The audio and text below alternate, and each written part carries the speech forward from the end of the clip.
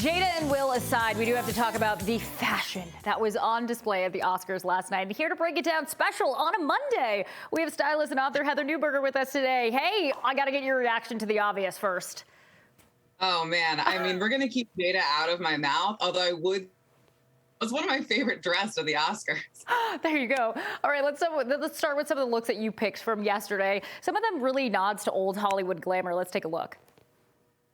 Yeah, I think it's really a very classic thing when we're talking about, the Oscars. I think there's a lot of reference to old Hollywood glamour. People really want to sort of say, like, we're referencing the 1920s, we're referencing old, Hollywood moments that are just really beautiful kind of in history.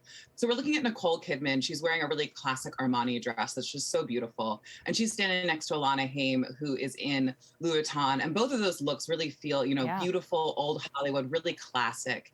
And then we're looking at, Olivia Colman, who's in something from Dior that is just one of the greatest dresses, I think, especially, I hate to say the word age appropriate, but I think that Olivia Colman specifically always just does a really great job in choosing looks that are, sort of fashion forward, as we love to reference on this show, but also keeping it really classic and beautiful. And then we have Zoe Kravitz, and I also really just adore her dress. She might not be one of my favorite actresses, but in Saint Laurent, she looks so perfect and just like a little doll in every, sort of Hollywood fantasy. And I think that all four of those women have just done a great job in really referencing, the old school world that's just so beautiful for all of us to remember. I certainly have to agree. They all looked very Hollywood glam, classic looks there. And then we have to talk about some of the rising stars that we saw on the red carpet looking a little different. We have Zendaya and Timothée Chalamet.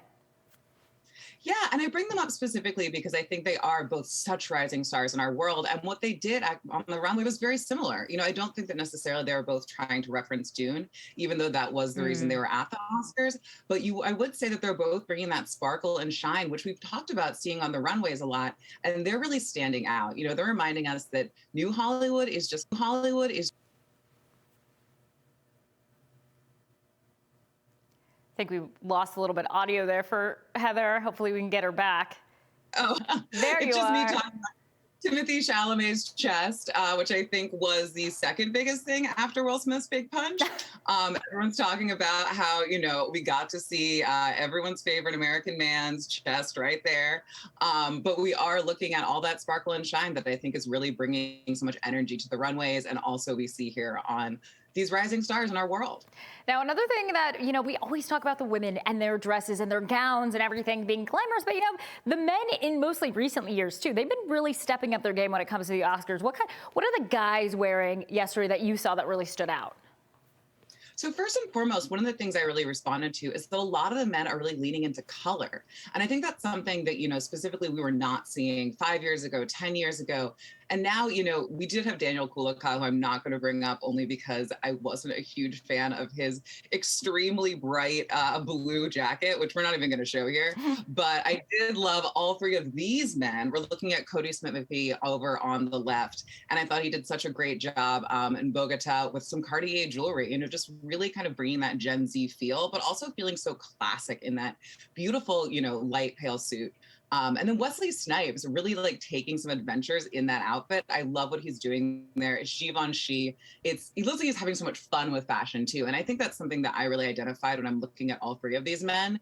Riz Ahmed's outfit might be my favorite from the Oscars, which I know sounds insane. It's one of the only ones that's from an independent designer. I could not even find who created it.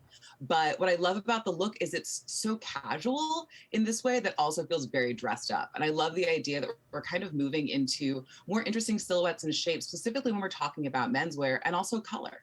Yeah, I was going to say in that mostly you see these fitted tuxes or suits, as you saw with both of the other two examples, but something a little more oversized for Riz Ahmed and something a little different, especially when it comes to color as well.